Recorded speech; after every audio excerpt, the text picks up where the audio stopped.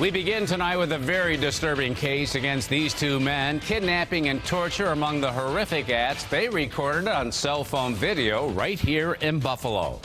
Good evening, everyone. Jackie is off tonight. Prosecutors say the men tortured the victim for 17 hours.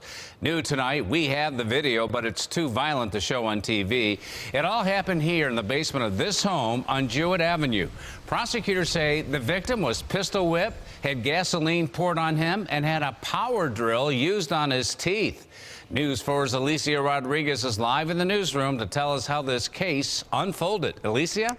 Yeah, Don, I watched that entire video. It was recorded using a cell phone camera. It is brutal. The violence is intense, and it didn't stop. There's really no part of it that's safe to show.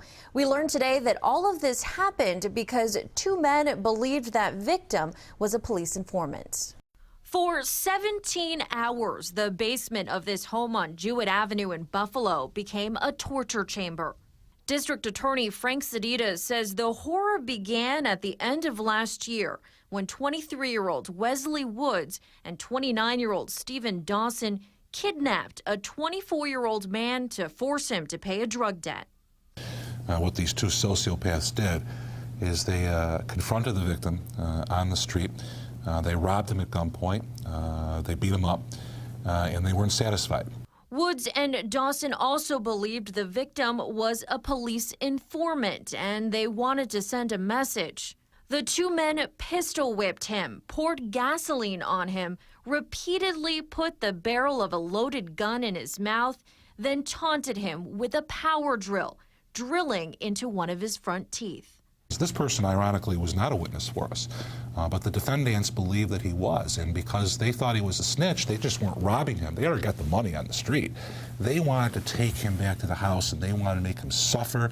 They wanted to torture him, and they wanted to teach all their friends and associates of the lesson of what would happen if you were a snitch. Using a cell phone, the men videotaped the torture. Dawson, known as Shooter Steve, then posted it on his Facebook page. That video not only led police to the home, but it also led to a conviction. That's kind of the ironic part. That was some of our best evidence against the defendants. Thursday, a jury found Woods and Dawson guilty of kidnapping and robbery in the first degree. They face a maximum sentence of life in prison. Those men will be sentenced October 8th.